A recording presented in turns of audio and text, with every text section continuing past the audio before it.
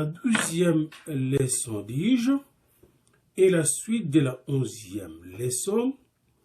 Et comme vous savez, la 11e leçon était consacrée sur la Sainte Bible face aux forces démoniaques. Et dans cette 11e leçon, nous avons examiné l'universalité de la conception des démons, de l'existence des démons et des esprits. C'est universel, ce n'est pas particulier, cette conception n'est pas particulière à l'Africain.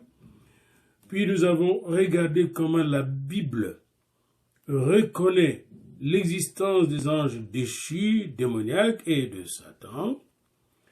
Et nous avons aussi regardé comment Jésus traitait cette question des démons et des démoniaques de Satan. Dès le départ du ministère de Jésus, il a fait face au diable qui essayait de contrôler cette humanité et qui voulait entrer dans la vie de Jésus, démolir son ministère par la tentation. Si Jésus serait tombé en tentation, il deviendrait comme les démons. Il deviendrait un grand démon. Mais le Fils de Dieu a résisté à cette tentation en tant qu'homme, par la puissance de Dieu, en étant fidèle à Dieu.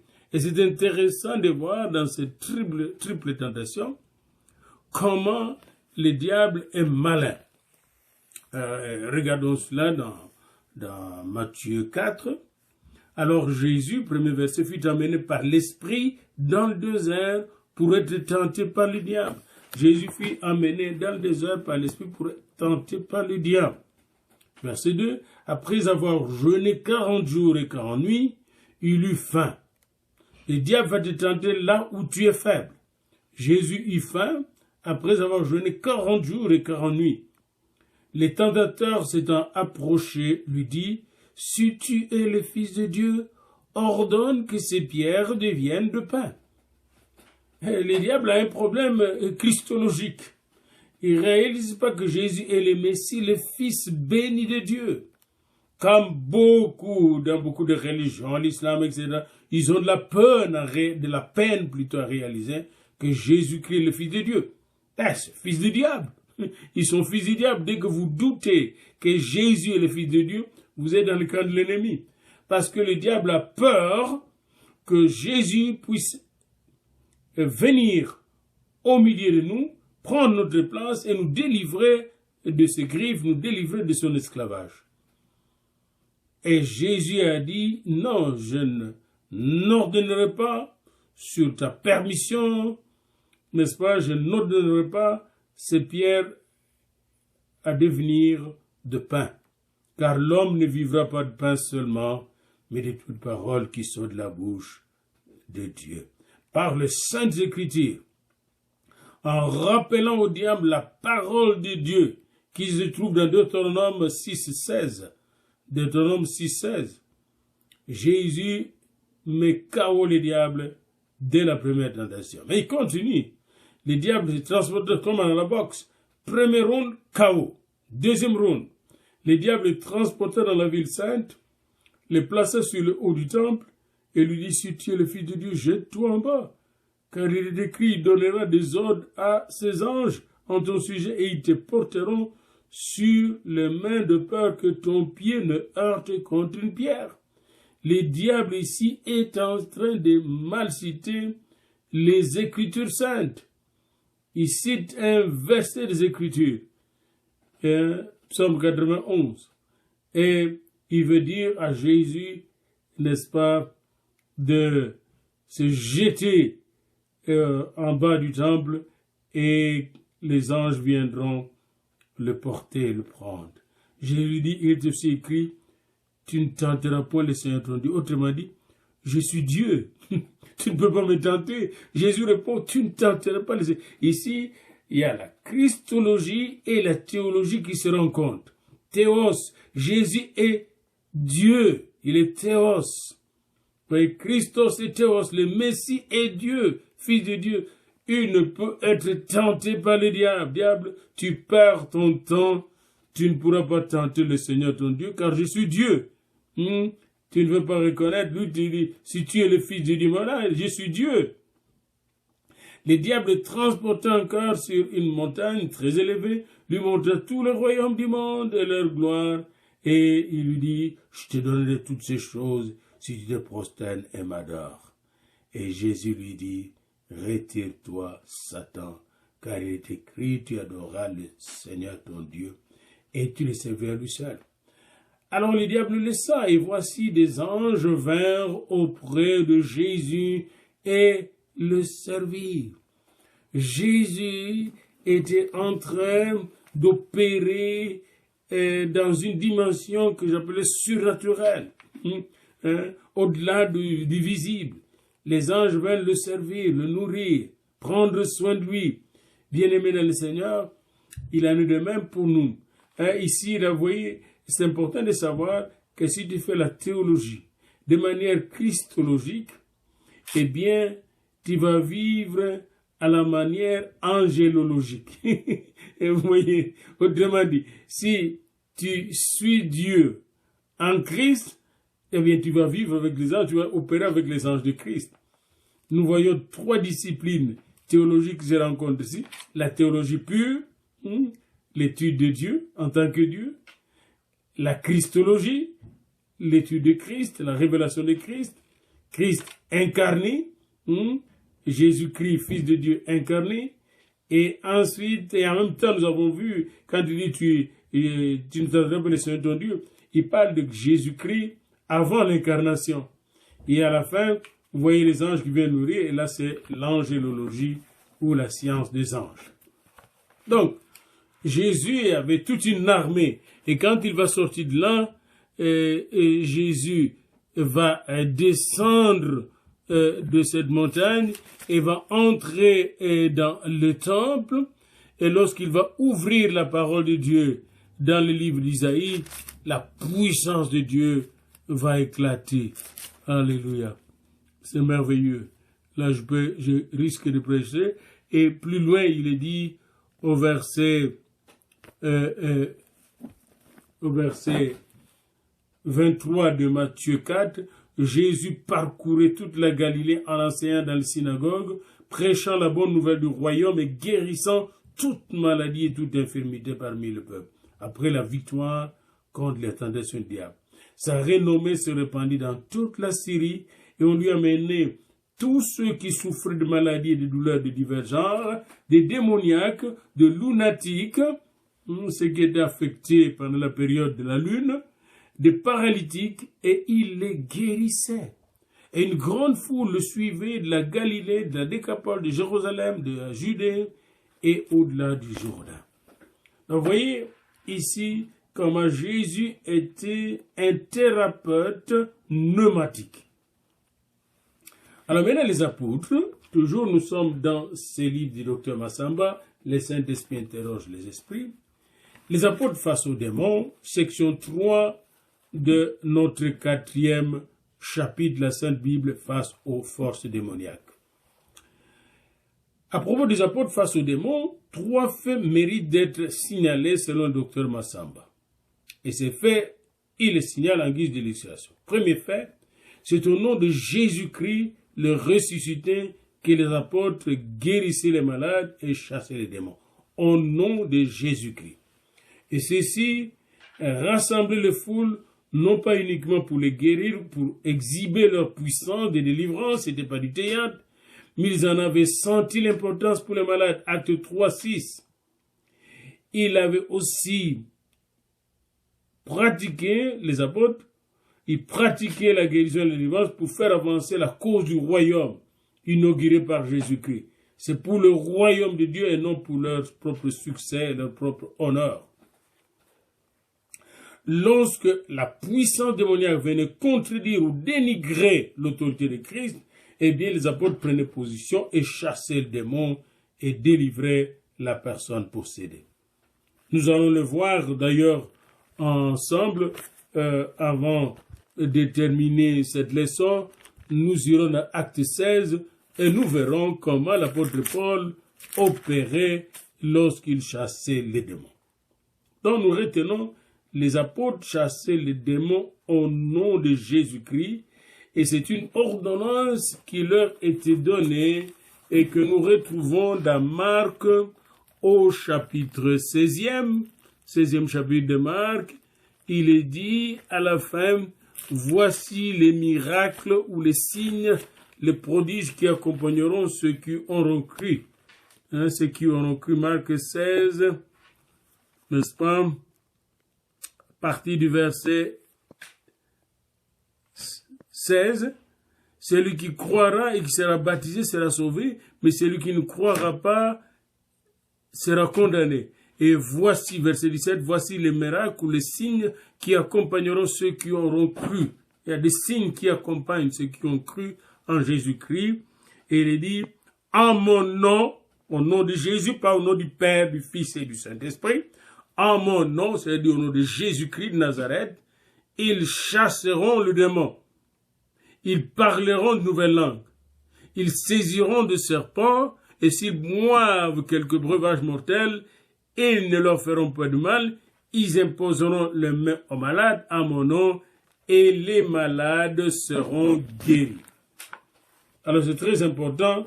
La première dimension, c'est que les apôtres chassaient les démons au nom de Jésus. Deuxième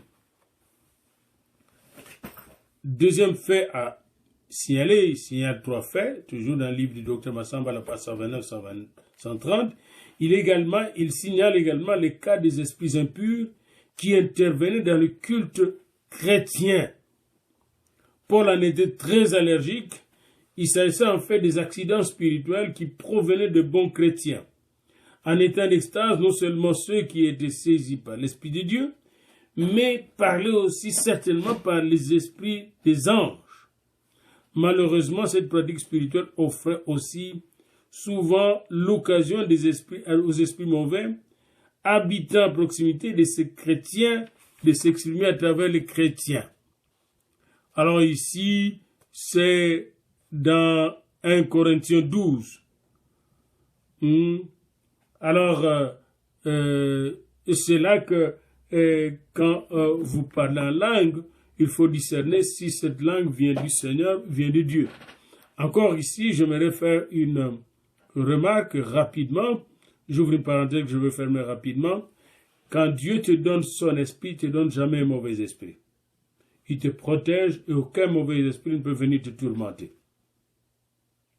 Le problème qui est arrivé, surtout à Corinthe, c'est que ces gens-là mélangeaient les doctrines, mélangeaient les pratiques.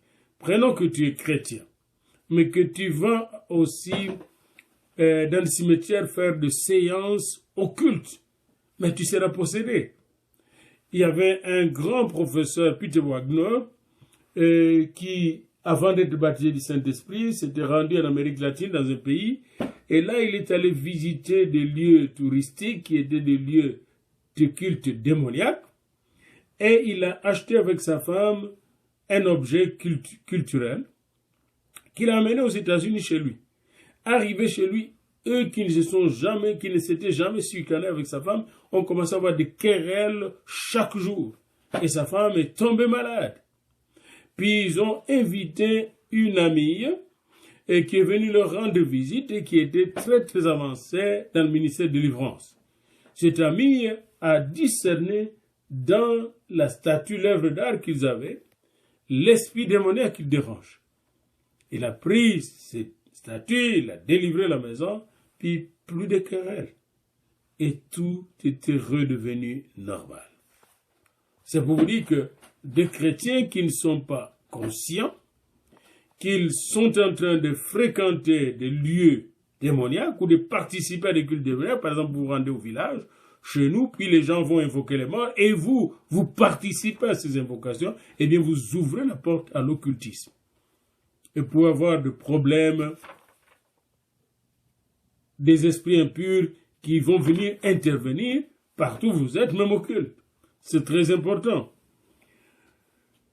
Troisièmement, Paul et Jude associent l'idolâtrie aux démons et aux mauvais esprits qui sont capables d'amener le croyant à être déchiré par la nature contradictoire de sa fidélité en Christ et de sa loyauté à l'idolâtrie. Cette double personnalité devient ainsi cause de la maladie et même de la mort physique, comme d'ailleurs de la mort spirituelle de croyants.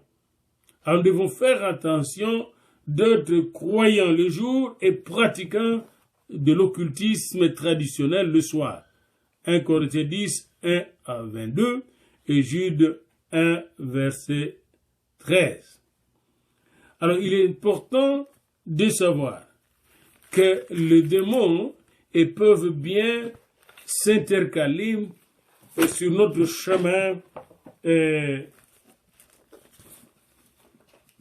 dans le ministère. Paul, ici, dans Acte 16, Paul se rendait à un endroit, au lieu de prière, et une servante qui avait un esprit de python, notez-en, et qui en devinant, c'est l'esprit de divination, qui en devinant procurait un grand profit à ses maîtres, vint au-devant de Paul et de Silas. Et il s'est mis à le suivre partout, en disant, en criant, « Ces hommes sont des serviteurs de Dieu très haut, et ils vous annoncent la voie du salut. » En fait, ce qu'il disait était vrai, mais ça dérangeait Paul. Elle fit cela pendant plusieurs jours. Paul, fatigué, se retourna et dit à l'esprit, « Je t'ordonne au nom de Jésus de sortir d'elle. » Et il sortit à l'heure même. Et les maîtres de la servante, voyant disparaître l'espoir de leur guerre, se saisirent de Paul et de Silas, les traînèrent sur la place publique devant le magistrat et le présentèrent au prêteur en disant, « Ces hommes troublent notre ville. Ce sont des Juifs qui annoncent des coutumes qui ne nous est pas permis de recevoir ni de suivre. À nous qui sommes Romains, toujours ce problème, nos coutumes sont dérangées. Vous ne connaissez pas nos coutumes. Et alors on va là anthropologiquement étudier ces coutumes et faire comme eux, puis on va inculturer l'évangile. Et dans cette inculturation vient l'occultisme. Nous devons faire attention. Nous devons prendre la langue des gens, la culture des gens, mais pas tomber dans l'occultisme. Et dès qu'on les a accusés, le prêteur les a traînés en prison après leur avoir enlevé, arraché leurs vêtements et ordonné qu'on les batte de verges. Et là, on voulait qu'ils se fâchent. Mais Paul et Silas ne vont pas se fâcher. Dans la prison, à minuit, ils se sont mis à louer le Seigneur, la puissance de la louange. En thérapie pneumatique, la louange peut être la clé pour la délivrance. Pendant qu'ils étaient là, alors que la jeune fille était délivrée, la forteresse satanique était encore à Philippe. Mais c'est pendant la louange que la terre va trembler, que la prison va s'effondrer, que les puissances démoniaques vont quitter la ville de Philippe. Et alors là, le salut va commencer à être donné aux gens qui étaient captifs, en commençant par le geôlier et toute sa famille. C'est là que nous allons retrouver le fameux verset qui était la réponse de Paul au geôlier de Philippe qui a demandé « Mais que dois-je faire pour être sauvé ?» Paul et Silas lui répondirent « Crois au Seigneur, verset 31, et tu seras sauvé, toi et ta famille. » La foi devient facile à transmettre quand les forteresses de l'ennemi tombent. D'où l'évangélisation et le ministère de la délivrance vont de pair. Il y a des gens qui ne viendront jamais au Seigneur tant aussi longtemps qu'on n'a pas pratiqué la thérapie pneumatique dans leur vie et dans leur région. Il y a des villes entières qui doivent être libérées. Maintenant, après avoir vu ce camp de l'apôtre Paul pour illustrer comment les apôtres ont chassé les démons, délivré les démoniaques, Nous voulons terminer par examiner les cas de Satan dans l'Écriture sainte. Dans la perspective christologique, Satan, appelé aussi le diable, n'aura aucune emprise sur la vie du fidèle Jésus-Christ. Si quelqu'un est en Christ, il est une nouvelle créature, les choses anciennes sont passées, eh bien, christologiquement, il ne peut pas être touché par le diable. En fait, Satan, ce personnage puissamment redouté dans nos pays, disposant ainsi de la vie de millions d'Africains, qui est-il? En lisant la Bible, nous rencontrons le mot diable, dans le Nouveau Testament surtout, et ce mot diabolos signifie calomniateur. Satan ou le diable représente une divinité spécialisée en diffamation contre les autres personnes. Diffamation qui porte atteinte sur la vie des autres, sur leur réputation. Satan est allé même salir la réputation de Dieu dans le jardin d'Éden. Genèse 3. Oh, il vous a dit que vous ne mangerez pas parce que le jour que vous le mangez, vous serez comme lui. Vous serez de Dieu. Et pourtant, ils ont été créés à l'image de Dieu et à sa ressemblance. Judas est appelé le diable à cause de ses actes mauvais et contradictoires. Et d'ailleurs, le diable est entré dans la vie de Judas même, Jean 13, juste quelques heures avant de le pousser à trahir son maître. Le mot hébreu Satan signifie adversaire, ennemi. Satan, c'est l'adversaire, l'ennemi de tous les enfants de Dieu. C'est donc dans ce sens que le roi Hadad de Damas est appelé le Satan de Salomon, l'ennemi de Salomon. 1 Roi 11, 1 à 4. Dans Apocalypse 12, 10, je vous ai déjà invité à lire ces chapitres-là, lisez tous les chapitres d'Apocalypse 12, le diable est appelé l'accusateur de juste. Et dans ce même sens, le mot Satan signifie calomniateur, l'injuste, l'accusateur, le manipulateur.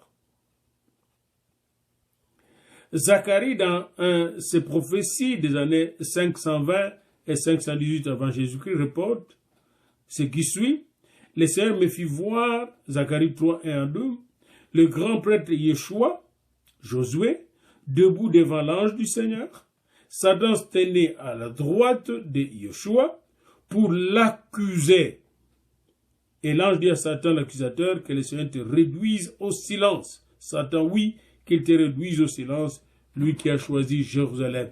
Il accusait Josué pour démolir Josué, le grand prêtre, ainsi démolir l'intercession, la muraille de feu, pour détruire Jérusalem et les Juifs. Ce texte de Zacharie, de manière antithétique, nous présente le trône de Dieu avec Satan planté d'un côté et de l'autre côté l'ange de l'Éternel qui défend Josué, Yeshua, le même nom que Jésus. Et pendant que Satan accuse, l'ange défend Josué. Dans le livre de Job, Satan dispose d'une volonté propre à lui qui est tout à fait différente de celle de Dieu. Il va auprès de Dieu, défier Dieu en accusant Job. Et Job ne sait pas qu'il est accusé. Souvent, nous ne le savons pas. Mais Dieu le sait, Jésus-Christ le sait, le Saint-Esprit le sait. Dans 1 Chronique 21, 1 à 6, c'est un autre texte où nous trouvons Satan qui décide de nuire à Israël, le peuple de Dieu, et pousse David à faire le recensement de son peuple, afin d'en connaître le nombre, pour s'enorgueillir. 2 Chroniques 21, 1, 6. Satan peut vous pousser à faire des choses tout à fait horribles, qui vont vous éloigner de Dieu. Le texte de 2 Samuel 24, 1 à 9 reprend le même récit, mais ici le ton de l'histoire change. C'est Dieu lui-même qui, pris de colère, pousse David à cette folie et non Satan. Alors dans le monde spirituel, c'est souvent difficile de savoir est-ce que cette tentation vient de qui? Comme Jésus a été amené au désert par l'Esprit, mais c'est le diable qui l'a tenté. Donc Dieu peut permettre, c'est un test, mais c'est le diable qui vient tenter.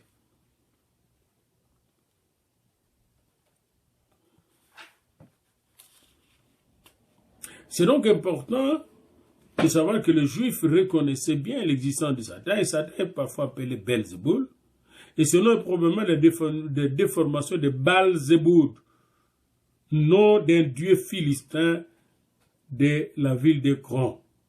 Dans le Nouveau Testament, nous découvrons le nom Bélias, synonyme de Satan, dans 2 Corinthiens 5,15, nom qui pouvait être attribué primitivement à n'importe quel criminel, Bélias.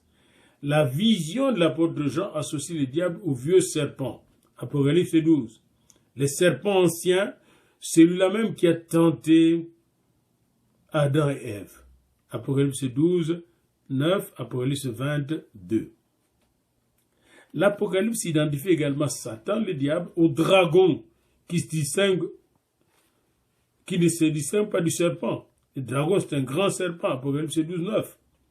Il est rapporté que la bête sera vaincue par l'archange, bien que Satan exerce encore sa puissance sur la terre, mais un jour il finira par être enfermé une fois pour toutes dans les temps de feu. Allez dans Apocalypse 20, vous allez voir comment Satan va finir. Pour le moment, nous devons prendre qu'il est le tentateur des hommes et des femmes. Matthieu 4, 3, Jésus-Christ n'a pas échappé à cela. 1 Thessaloniciens 3, 5. Satan fait tout pour nous tenter. Et c'est très important que nous puissions reconnaître qu'il est d'abord et avant tout le tentateur, le séducteur des enfants de Dieu. Et puis il est l'accusateur. Satan est un seul personnage, mais il a également une légion de démons qui œuvrent avec lui. Et dans Éphésiens 10, dans Éphésiens 6, parce qu'Éphésiens 10 n'existait pas, dans Éphésiens 6, à partir du verset 10, nous retrouvons la hiérarchie de démons. Il est dit ici, dans Éphésiens 6, 10, au reste, fortifiez-vous dans le Seigneur et par sa force toute puissante. Revêtez-vous de toutes les armes de Dieu, Éphésiens 6, 11, afin de pouvoir tenir ferme contre les ruses du diable. Car nous n'avons pas à lutter contre la chair ni le sang, mais contre les dominations, contre les autorités, contre les princes de ce monde de ténèbres, contre les esprits méchants dans le lieu céleste. Eh bien, les dominations, les autorités, les princes de ce monde de ténèbres, les esprits méchants dans le lieu céleste, c'est la hiérarchie démoniaque de l'armée de Satan qui nous dérange sur la terre. C'est pourquoi nous devons prendre toutes les armes de Dieu afin de triompher après avoir tout surmonté. Ces esprits habitent le lieu céleste et ont des opérations qu'ils effectuent sur la terre. Et c'est très important que nous puissions les savoir. Alors, c'est pourquoi le docteur Massamba nous dit à la page 136 de son livre, « Disons-le sans détour, quel que soit donc le nom qui est attribué à Satan, le diable demeure le signe visible du mal, l'incarnation du péché. Le mal vient du diable, le péché vient du diable, la tentation vient du diable. Satan, qui se plaît à dénoncer les fautes des êtres humains, à les accuser, est lui-même l'incarnation des fautes, l'incarnation de la condamnation, l'incarnation du péché. C'est pourquoi tous qui pêchent et qui sont rebelles et qui accusent les autres ont pour père, selon Jésus, les diables. Nous devons donc nous attacher inconditionnellement au Saint-Esprit pour triompher du diable et triompher du monde. Satan, il n'épargne personne. Il va tenter le pape, les pasteurs, les prophètes, les docteurs, les apôtres. Il tente tout le monde et il peut, n'est-ce pas, le vaincre. La seule personne qu'il peut vaincre, c'est Jésus-Christ. C'est Dieu, c'est le Saint-Esprit. D'où pour nous la nécessité d'être attaché à Jésus-Christ selon Jean 15. Nous devons être attachés à Jésus comme le sarment est attaché au cep. Parce que le malin, il rôde autour de nous, cherchant qui il va dévorer. Et il va rôder autour de nous, même sous forme de doctrine, à travers de doctrine. D'où la nécessité d'avoir une bonne doctrine de démons, de Satan, n'est-ce pas, et de possession et de délivrance. C'est là que nous avons besoin d'un bon cours solide de démonologie et délivrance, de satanologie et délivrance, et aussi de ministère de délivrance au nom de Jésus, par le sang de Jésus, par le Saint-Esprit de Dieu. Alors c'est très important et nous avons reçu la force, la puissance de délivrer ceux qui sont enchaînés de Jésus-Christ lui-même. C'est lui qui nous a dit, voici les signes qui accompagneront ceux qui auront cru. En mon nom, ils chasseront les démons. Au nom de Jésus-Christ, mon Seigneur, je renonce maintenant à tous les démons qui sont entrés dans ma vie, soit par l'hérédité, soit par n'importe quelle autre voie naturelle, volontairement ou involontairement. Je renonce à tous ces démons, je les chasse loin de moi. Je brise tout serment et engagement pris par mes parents, par mes grands-parents, mes arrière-parents, mes ancêtres. Et toute puissance que je fréquentais n'importe dans le monde, je le brise. Et je déclare que par le sang de Jésus, j'ai été totalement délivré et j'ai été établi roi et sacrificateur du roi des rois. Par conséquent, je suis rempli du Saint-Esprit et je vais apporter la délivrance à tous ceux qui sont liés. Voilà la prière que nous pouvons faire à ceux qui s'engagent dans le ministère de délivrance et qui, lavés par le sang de Jésus, rêvaient la robe nouvelle des fin-lin avec les œuvres que Dieu a préparées pour qu'ils puissent les accomplir et marchent alors de victoire en victoire.